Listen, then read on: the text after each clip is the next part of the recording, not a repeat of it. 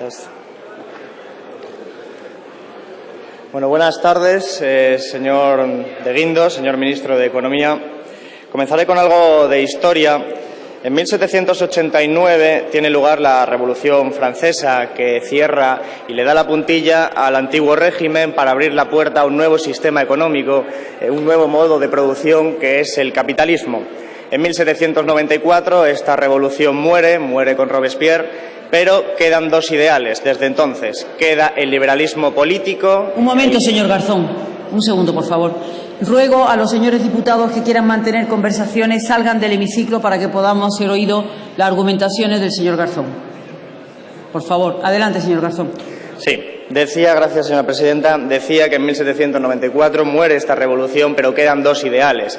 El del liberalismo político, el liberalismo de la separación de poderes, el Estado de Derecho, y también el liberalismo económico, el famoso dejar hacer.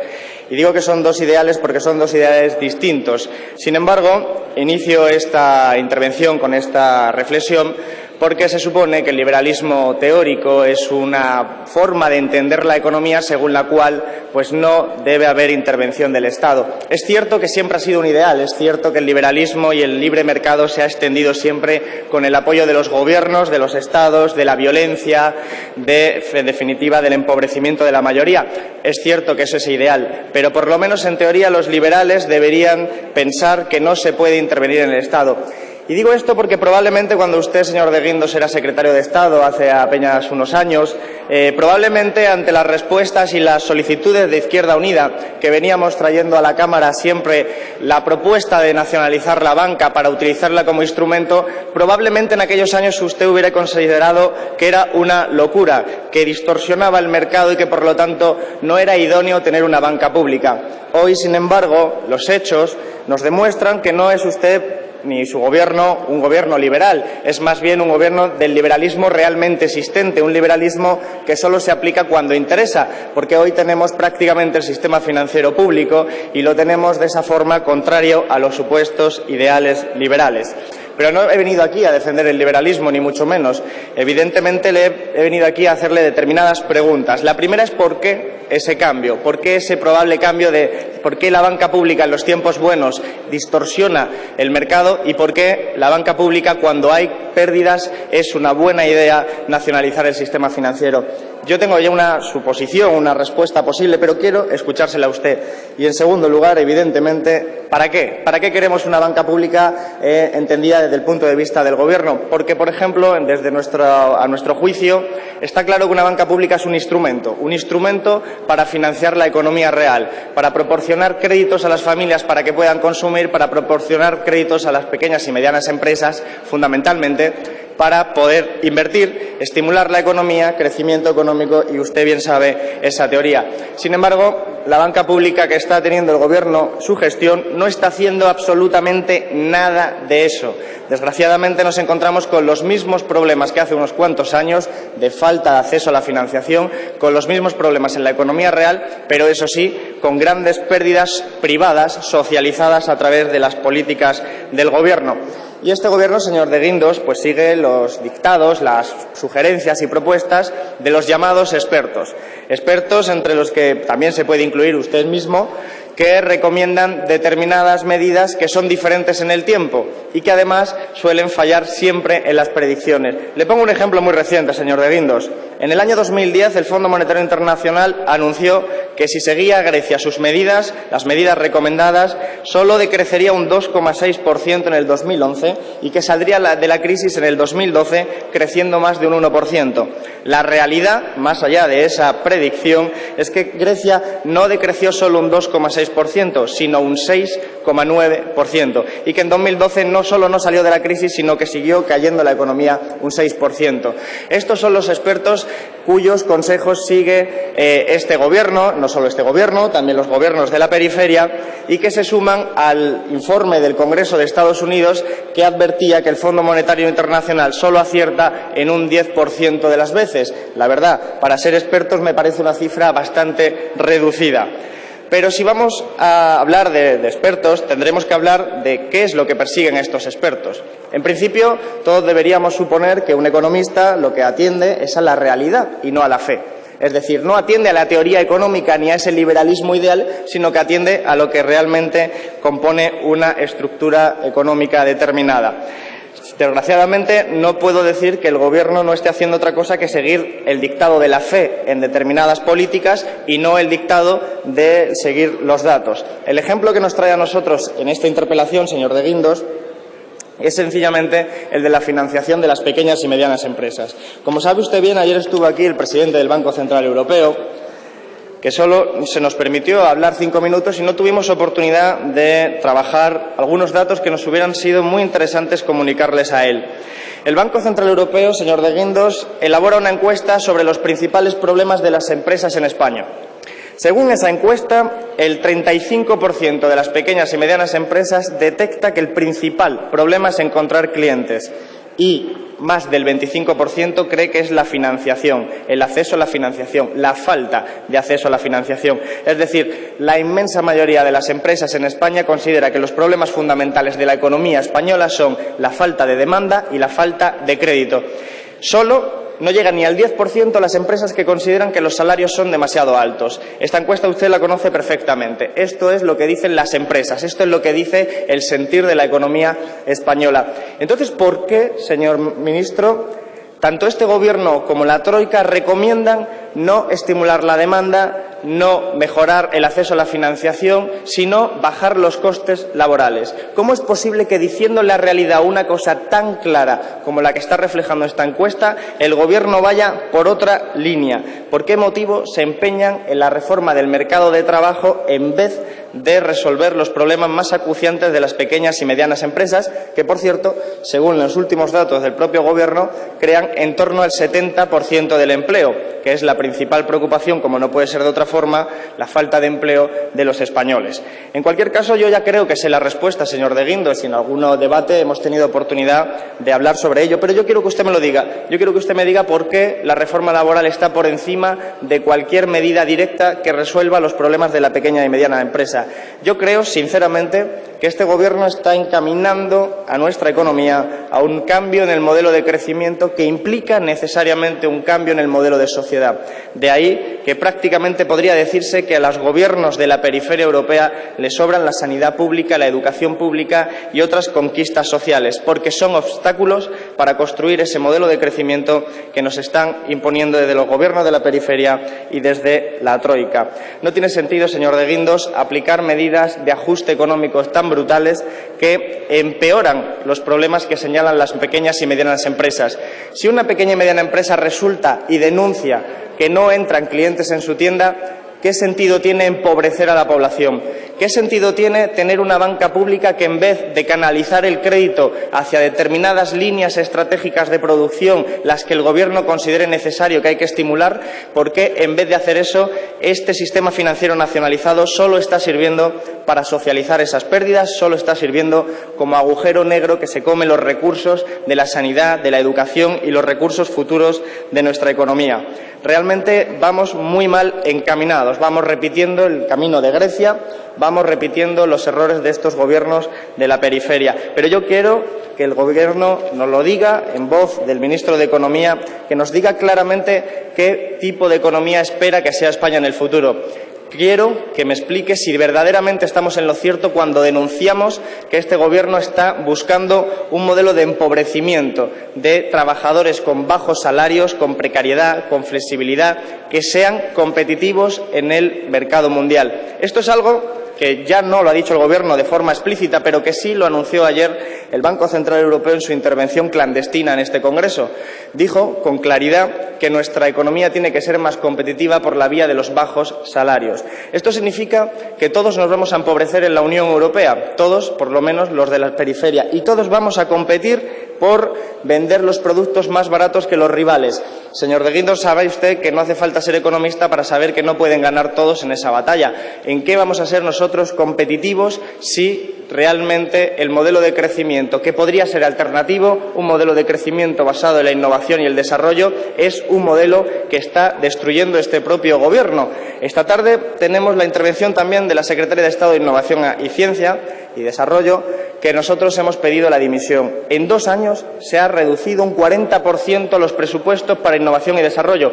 Ya sé que usted anunció, no sé con qué datos, que se había incrementado la innovación y el desarrollo, los presupuestos, un 5%, pero los datos señalan que en 2 años, de forma acumulada, se ha bajado un 40%. Este ataque brutal a la ciencia lo que hace es cortar la salida de que nosotros tengamos un modelo de crecimiento de una economía desarrollada. Sin embargo, el modelo de crecimiento que está promoviendo el Partido Popular en el Gobierno y también la Troika, insisto, en los gobiernos de la periferia, es un modelo basado en la baja cualificación, en los bajos salarios, en la desindustrialización más absoluta y, claro que sí, basándose en la fe, pensando que bajando los salarios, tarde o temprano, después de muchos sacrificios, probablemente salgamos y veamos la luz al final del túnel. Bien, nosotros somos economistas, no somos hechiceros y, por lo tanto, no puedo debatir sobre la fe, señor de Guindos. Si usted me dice que si sus políticas van a funcionar dentro de 4 o 5 años porque la bajada de salarios va a servir para tener a todo el mundo empleado, eso sí, con un sueldo miserable, pues realmente solo le podré decir que me parece muy bien su opinión, pero evidentemente no está arraigada en los datos económicos. Lo único claro es que las políticas económicas de este Gobierno, las políticas económicas de la Troika, no hacen más que ser una vía de creación de desempleo en este país, de empeoramiento de las condiciones de financiación, de devolución de deudas a los acreedores internacionales, eso sí, maravillosamente institucionalizado en la Constitución gracias al pacto PP-PSOE, pero no sirve para resolver los problemas de la economía real. Y tenemos al final una banca pública que revela la paradoja de un Gobierno supuestamente liberal por un ministro supuestamente liberal, pero que cuando interesa se utiliza el Estado para socializar las pérdidas, para socializar las deudas, para socializar los riesgos, mostrando claramente no solo una paradoja, sino realmente una contradicción que a nosotros nos parece intolerable, porque lo que la sociedad está reclamando es empleo, está reclamando condiciones dignas de trabajo, reclamando un futuro para los jóvenes, y las políticas de este Gobierno son desmantelar todas las posibilidades y, desgraciadamente, acabar con las esperanzas de una sociedad que sea desarrollada y, en contra, pues está construyendo un país en vía de subdesarrollo. Y yo quiero que usted me lo diga de forma explícita y no basada en la fe. Quiero datos y no la fe de los hechiceros. Muchísimas gracias. Señor presidente, señorías, señor Garzón, espero no utilizar la fe del hechicero, sino la solidez del razonamiento económico al que espero que efectivamente todos nos atengamos.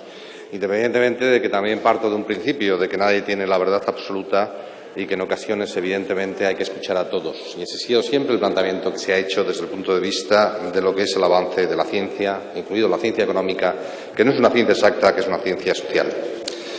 Señor Garzón, como usted y yo ya hemos comentado en ocasiones anteriores, la economía española parte de importantes desequilibrios desde el punto de vista financiero. Durante años hubo una burbuja inmobiliaria alimentada por un crecimiento muy fuerte del crédito y, además, teníamos que gran parte de ese crédito, porque no teníamos ahorro doméstico, que traerlo del exterior.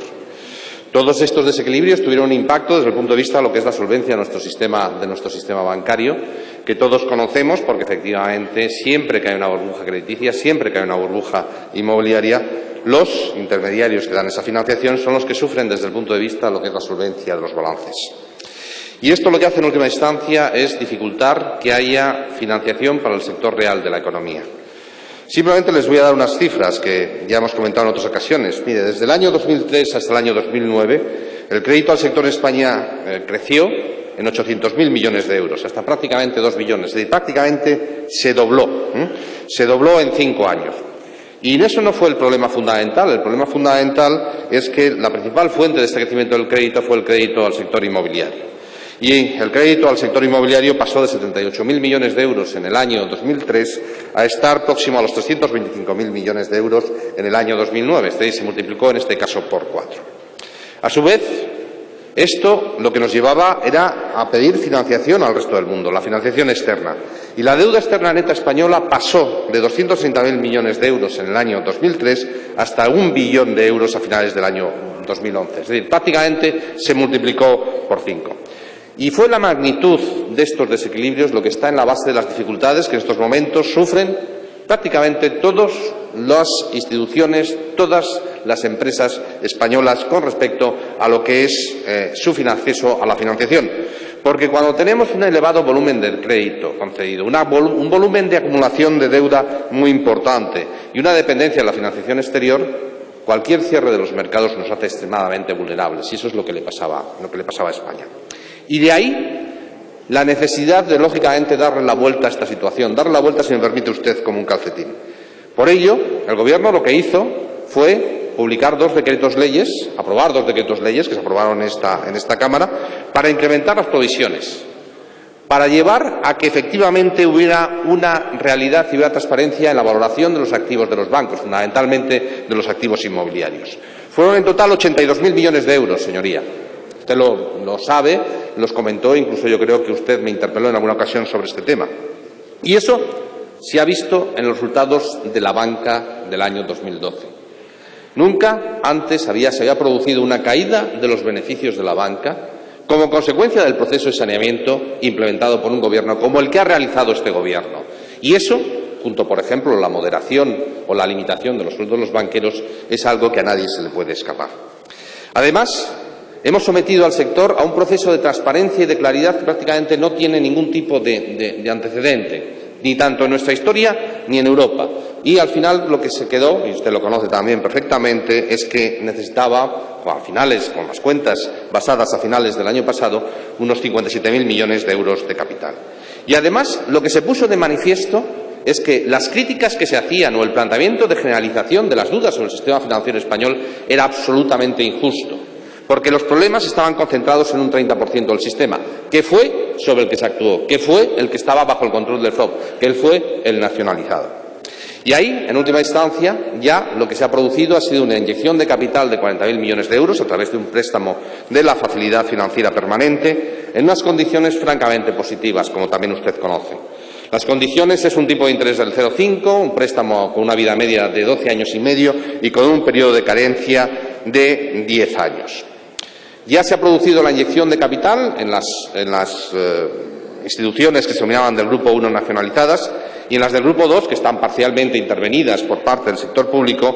En los próximos días se producirá ya la inyección desde el FROB a la misma por importe de 1.865 millones. A su vez, hemos creado un banco malo y aquí lo que les puedo anunciar es que el conjunto de los activos que se han transferido a Sareb va a estar, en términos netos, en 55.000 millones de euros. Se trata, por tanto, señoría, de un proceso de reestructuración, de clarificación y transferencia prácticamente sin precedente ni en nuestra historia ni en la historia de los países de nuestro entorno. Y vuelvo a repetirle, y eso es lo básico y es lo fundamental, es decir, es luz y taquígrafos. Ante las dudas, ante las incertidumbres, ante incluso los comentarios negativos que existían sobre el sistema bancario español, lo que ha habido en un periodo de 12 meses ha sido un proceso de clarificación, de inyección de capital, de identificación de los problemas sin precedentes. Y, por supuesto que hemos tenido que nacionalizar alguna institución. Usted lo sabe. Usted hace un debate interesante sobre lo que es la estabilidad del sistema financiero. Y el capitalismo y el liberalismo, incluso se remontaba usted a la Revolución Francesa, lo cual me parece, desde el punto de vista intelectual y desde el punto de vista incluso de los principios, muy pertinente. Yo lo que le diría aquí es que hay un principio básico. Nadie más que este ministro cree en lo que es la economía de mercado como un sistema que efectivamente genera bienestar a medio y largo plazo, tal como se ha demostrado, y hemos visto cómo las otras alternativas han sido mucho más dolorosas. Pero hay una cuestión también de principio. Una economía de mercado con un sistema de dinero fiduciario genera, si no hay unos controles suficientes, situaciones de inestabilidad. Y eso es lo que hay que evitar. Hay que evitar que esa inestabilidad, de alguna forma, genere y acabe afectando a lo que es el porvenir. Y por eso, en ocasiones, es imprescindible llevar a cabo un proceso de nacionalización, porque la alternativa, señor Garzón, es mucho peor. La alternativa es la desconfianza. La alternativa es que efectivamente los ahorradores consideren que su dinero no está colocado correctamente. La alternativa es que efectivamente se generalice la situación de desconfianza y nos lleve a situaciones de movimientos de capitales y de huidas de depósitos que serían absolutamente indeseables, que no llevan a caídas del PIB del 1 o del 2%, llevan a caídas del PIB de otro tipo completamente distinto. Y por eso mismo Por eso mismo, este Gobierno ha tomado las medidas que le decía anteriormente. Partiendo de una situación que no es fácil, el déficit de 57.000 millones de euros de capital que determinó Oliver Wyman lo hizo con los datos a 31 del 12 del año 2011. Ahí me permitirá usted que estará de acuerdo conmigo que este Gobierno tenía poco que ver. Y lo hizo teniendo en cuenta, además, un proceso de incertidumbre muy elevado que estaba afectando al conjunto del sistema financiero español. Y, a su vez, el proceso de transparencia que se ha introducido, el proceso de claridad, el proceso de encapsulamiento y de tratamiento de los problemas que se han definido es lo que, en última instancia, está llevando a algo que comentaba anteriormente el ministro de Hacienda con toda la razón. Está en la base de la recuperación de la confianza y de la credibilidad de la economía española. En estos momentos, señoría, y lo dijo ayer, me parece, yo estaba en el Ecofin y, por tanto, no pude atenderlo en directo, el presidente del Banco Central Europeo, pero usted sí estaba ahí, España es el país que ha llevado a cabo un proceso de saneamiento de su sistema financiero y de adopción de medidas para evitar las crisis financieras más avanzado de Europa. Lo dijo él, no lo digo yo. En última instancia, eso está en la base de la recuperación, porque esa recuperación de la credibilidad y de la confianza es lo que va a permitir el proceso de desendeudamiento que ya se está produciendo en España. Es un proceso que es imprescindible. En España tenemos un exceso de crédito y de deuda en el sector privado. Lo que pasa, señor Garzón, es que ese exceso de deuda se tiene que reducir para todos aquellos que se comportaron incorrectamente en el pasado. Es decir, el problema que nosotros tenemos que purgar fue el pasar de 75.000 millones de euros de crédito promotor a los 325.000 que les comentaba yo anteriormente. Y, por supuesto, ya estoy de acuerdo con usted, el que no lo tiene que purgar es el sector de las pequeñas y medianas empresas, que de algún modo siempre se ha comportado correctamente y que en estos momentos ve que como consecuencia de lo anterior, el crédito disponible se ha reducido y que no puede incluso ni financiar las operaciones de crédito circulante en el mismo.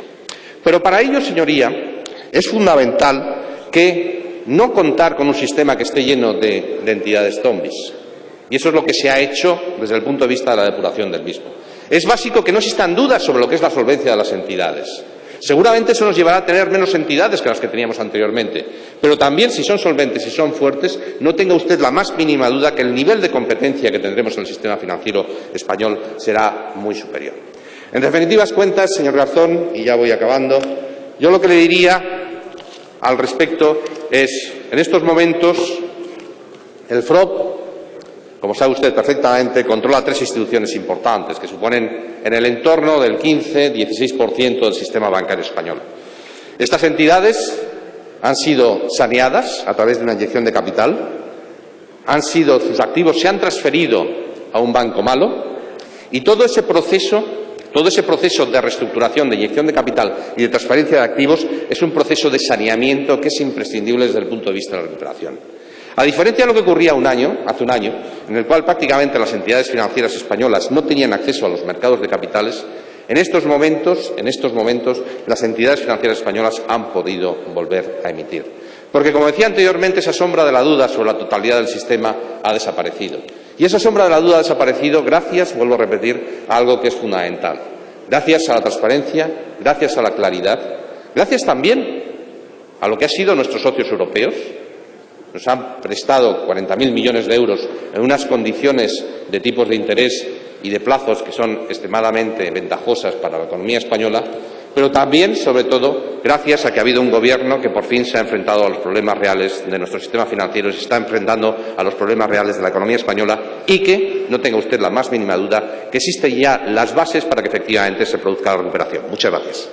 Bueno, señor Guindos, me pasa con usted lo mismo que me pasa con los informes de la Comisión Europea. Y es que comparto gran parte del análisis previo de la situación, pero después hay un salto enorme que pasa de decir, por ejemplo, como dice el último informe de la Comisión Europea sobre España, que el problema es el endeudamiento, que el problema es fundamentalmente el endeudamiento privado, que hay desequilibrios importantes, desequilibrios comerciales, desequilibrios fundamentalmente debidos al sector de la construcción, pero de ahí pasa a unas conclusiones totalmente extrañas. Se hace un gran salto para decir la solución no es acabar con la deuda privada, sino la consolidación fiscal del sector público. La solución es sorprendentemente, bajar los salarios. Ahí donde yo quería que usted me explicara cuál es la posición de este Gobierno en torno a ese salto. Es cierto que comparto gran parte del análisis porque son datos, aunque usted no baja muy a lo concreto. Y es cierto también que yo he leído bastante de los documentos que usted ha ido publicando en los últimos años, incluidas sus actas aquí en la sesión del Congreso, cuando era secretario de Estado. Y es cierto también que usted, por ejemplo, pues todo el mundo nos equivocamos, pero usted negó la existencia de la burbuja inmobiliaria. En cualquier caso, está bien manifestarlo ahora. Decía que el endeudamiento era privado y en eso estamos de acuerdo. Entonces, ¿cómo se puede justificar que el coste enorme de la crisis recaiga sobre la ciudadanía? Más importante aún, evidentemente, el endeudamiento que parte de los hogares, que es un endeudamiento muy reducido sobre el total de la economía, que usted bien sabe, que es un endeudamiento, el conjunto de la economía, muy alto, pero que la parte que le corresponde a los hogares es relativamente baja, igual que al sector público. Pero es que resulta que esos hogares se han endeudado en un 90% para acceder a una vivienda. Por lo tanto, no se puede decir que hayan vivido o hayamos vivido por encima de nuestras posibilidades. Bien, tenemos ese problema de endeudamiento, de excesivo apalancamiento. ¿Cómo piensa el Gobierno que con las medidas de ajuste se puede acabar con el endeudamiento y el apalancamiento tan elevado de los hogares y de las pequeñas y medianas empresas? Usted conoce perfectamente la experiencia de Japón. Tardaron 10 años en remontar y solo, fundamentalmente, gracias a los planes de estímulo que permitieron mayores ingresos. Usted, además, ha hablado de dinero fiduciario al hablar del Banco Central Europeo. Pues yo imagino que no estará usted muy contento con el señor Draghi cuando ha hecho esa expansión monetaria tan elevada y bajado el coeficiente de caja al 1%, porque resulta que, parafraseando al señor Montoro, estaríamos entrando otra vez por la misma puerta por la que salimos o algo así, porque finalmente, si ese era el problema, como usted ha indicado, la solución no puede ser aplicar las mismas políticas de antes, que es desgraciadamente lo que estamos haciendo. En cualquier caso, usted no me ha contestado a lo fundamental. Usted no me ha dicho qué va a ser de la economía en el futuro. Usted no me ha dicho cuál va a ser el motor de la economía. El señor Draghi dijo ayer algo así como que cada economía nacional debe encontrar su lugar en la economía mundial por los resortes del libre mercado, esta mano invisible que va a decir a qué se va a dedicar España. Pero no nos dijo a qué nos vamos a dedicar. Y yo quiero saber qué piensa el Gobierno, a qué nos vamos a dedicar. Está claro que a innovación y desarrollo no, a alta tecnología no, a alta cualificación no. Lo que quiero es que me diga usted qué tipo de productos vamos a producir nosotros en nuestra economía y en qué condiciones de trabajo. Es tan sencillo como eso. ¿Cuál va a ser el motor de la economía que haga, según la opinión del Gobierno, salir adelante? Evidentemente, en torno a lo que es la banca pública, sorprende, evidentemente conozco la tesis de demasiado grande para caer, traducida al español, pero es obvio que por lo menos tendrá que reflejar una paradoja, la paradoja de que se nacionaliza cuando va mal, se privatiza cuando va bien, que es una paradoja que ha dejado de relieve el decreto del Gobierno cuando ha dicho que cuando las empresas vayan bien se volverán a privatizar. Yo esto lo considero un insulto a los contribuyentes. Prácticamente está claro que cuando las cosas van bien se lo quedan los accionistas, cuando las cosas van mal pagamos todos. Esto es un insulto y un robo, es una estafa realmente. Además, está comprobado con datos económicos y no de otra forma se puede explicar ese crecimiento tan elevado de la deuda pública. Pero sobre todo, otra pregunta, aparte de cuál es el motor de la economía que yo quiero conocer del Gobierno para poder elaborar una moción en consecuencia, es ¿para qué quiere el Gobierno la banca pública? Si es solo para lo que usted ha indicado de socializar los riesgos, las deudas y las pérdidas, en un momento en el que la alternativa sería peor, cuestión que está por ver, peor para quién, porque es evidente que esta situación social de desahucios, de pobreza, de miseria, ya no da a una posible alternativa, sino también desde el punto de vista instrumental. Una banca pública podría servir para financiar de forma más barata determinadas líneas estratégicas. Yo sé que usted, que además ha sacado una vena un poco austríaca de economía al hablar del dinero fiduciario, no está de acuerdo con eso, pero quiero que me diga si le parece bien que la banca pública pueda ser un instrumento y no solo un mecanismo para salvar una situación peor. Y luego, desde luego, ¿qué va a hacer el Gobierno con las entidades nacionalizadas? Y esto ya lo indicamos en una interpelación pasada, que actualmente están procediendo a los desahucios, están procediendo a estafas financieras. Hoy mismo hemos conocido la condena a Bankia, que es una entidad nacionalizada, que sobre las preferentes a una persona con Alzheimer. En definitiva, todo esto ahora es responsabilidad del Gobierno, es decir, es responsabilidad de su ministerio y evidentemente pues se le exige pues una respuesta en contundencia. Pero insisto, no antes sin irme, Decir, necesito la respuesta, señor ministro, necesito saber cuál va a ser el motor de la economía en opinión del Gobierno. Yo ya tengo mi tesis, yo quiero que el Gobierno me lo diga. El análisis está bien, quiero saber a dónde vamos a partir de...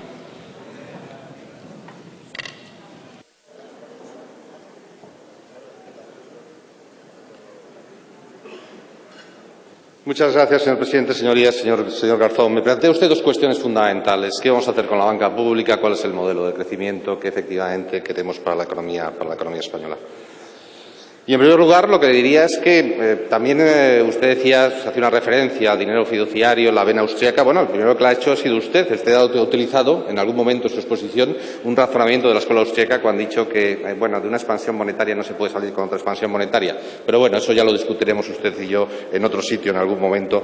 Y, por lo tanto, de vez en cuando, pues me parece muy bien que utilice usted razonamientos de la escuela liberal austríaca al respecto, lo cual le pone manifiesto que, efectivamente, es una persona, es un economista leído y que conoce los fundamentos de la racionalidad económica. Pero vamos a las cuestiones que usted me planteaba. En primer lugar, me planteaba la cuestión de que la banca pública. Bueno, vuelvo a repetir, en estos momentos el FROB controla el 15-16% del sistema bancario español.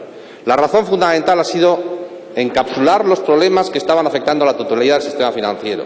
En segundo lugar, lo que se ha conseguido, señor Garzón, es evitar que los depositantes españoles se vean sometidos a una situación de incertidumbre elevada que hubiera sido nefasta para el comportamiento de la economía española.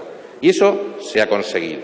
Se han encapsulado los problemas, se ha inyectado capital, se ha introducido transparencia, se ha creado un banco malo y se han transferido los activos, que además va a ayudar al proceso de desapalancamiento.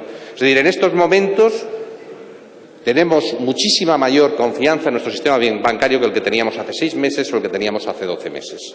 Y eso es algo positivo, eso es algo fundamental, porque sin confianza en un sistema bancario, con un sistema bancario de entidades zombies, que además no tenían mucha capacidad para resistir mucho más allá, lo único que hacíamos era retardar la recuperación y, en última instancia, generar un nivel de incertidumbre que imposibilitaba cualquier tipo de crecimiento económico futuro. Por lo tanto, esa ha sido la primera cuestión. Es decir, tenemos una banca pública, 2 entidades fueron de alguna forma nacionalizadas antes de la llegada de este Gobierno y después tuvimos una tercera que sí fue nacionalizada por este Gobierno, que fue el caso de Bankia, como consecuencia fundamentalmente de la situación del balance que tenía esta entidad. Entonces, la primera cuestión, la banca pública, lo que hemos evitado ha sido, de alguna forma, una situación de incertidumbre que estaba afectando injustamente al conjunto del sistema bancario español. A partir de ahí, señor Garzón, el Gobierno va a analizar todas las alternativas que tiene disponible con la banca pública. Es un instrumento saneado, es un instrumento en el cual se le ha eliminado todo el crédito promotor, es un instrumento que supone un porcentaje importante del sistema bancario español, decía anteriormente un 15%, y puede ser, por supuesto, un instrumento que vamos a aproximarnos a él desde el punto de vista de lo que es la maximización del rendimiento para el contribuyente, porque, como usted dice con razón, se ha inyectado capital en el mismo. Y esa inyección de capital ha llevado a un préstamo en condiciones muy favorables, pero en condiciones que de alguna forma los españoles tendremos que devolver. Son muy favorables, es un préstamo muy favorable, pero que hay que devolver. En definitivas cuentas, el Gobierno va a analizar todas las alternativas disponibles, tanto desde el punto de vista de la utilización del instrumento para dar crédito a pymes y para efectivamente favorecer lo que es el modelo de crecimiento que todos queremos y al cual me referiré posteriormente, como también desde el punto de vista de lo que son la posible privatización, no privatización, venta. No se va a malvender aquí en absoluto. Lo que sí le puedo anunciar, señor Garzón, es que en los próximos días, una vez que se haya producido ya la inyección de capital y la transferencia de activos a Sareb, volveré otra vez a la Comisión de Economía para informar del final del proceso. Será la 8ª vez que voy a la Comisión de Economía para hablar de estos temas y, por supuesto, que ahí analizaremos todas las alternativas disponibles. Y después, señoría, el modelo de crecimiento de la economía española. El modelo de crecimiento de la economía española es el que ya apunta a la economía española hoy. Es un modelo basado en la exportación de bienes y servicios. Señoría, le pido un ejercicio que estoy seguro que además usted entiende perfectamente. Olvídese de la balanza de mercancías, váyase a la balanza de servicios. Tradicionalmente nosotros teníamos un superávit en la balanza de servicios en la parte turística y teníamos déficit en la parte de servicios no turísticos. Hoy, en esos servicios no turísticos, que son normalmente servicios de alto valor añadido, en los cuales se compite en el mundo como consecuencia básicamente del conocimiento, España tiene un superávit. España tiene un superávit y capacidad de competir en el mundo. Y eso es una indicación clara de lo que le decía anteriormente. Ese es el modelo que nosotros queremos. Es un modelo basado, lógicamente, no solamente en lo que es la exportación, la demanda doméstica tiene que ayudar, y también, y en esto no me duelen prendas reconocerlo, en una recuperación de la construcción. No puede ser que volvamos a los tiempos de la burbuja con 700.000 viviendas construidas, en absoluto. Pero tampoco es la situación que tenemos hoy, en la cual únicamente se construyen 50.000 viviendas. Tiene que ser una situación mucho más razonable y mucho más eficiente desde el punto de vista de la composición del crecimiento. Y en ese sentido, el saneamiento del sector financiero estará ahí. En definitivas cuentas, es un modelo mucho más sostenible en el tiempo, mucho más basado en la capacidad de competir, mucho más basado en un crédito que no crece a tasas del 20%, sino que crece como crece el PIB nominal y en el cual todos estamos seguros que nuestro sistema financiero es un sistema solvente. A partir de ahí vendrá el crecimiento y la generación de empleo. Muchas gracias.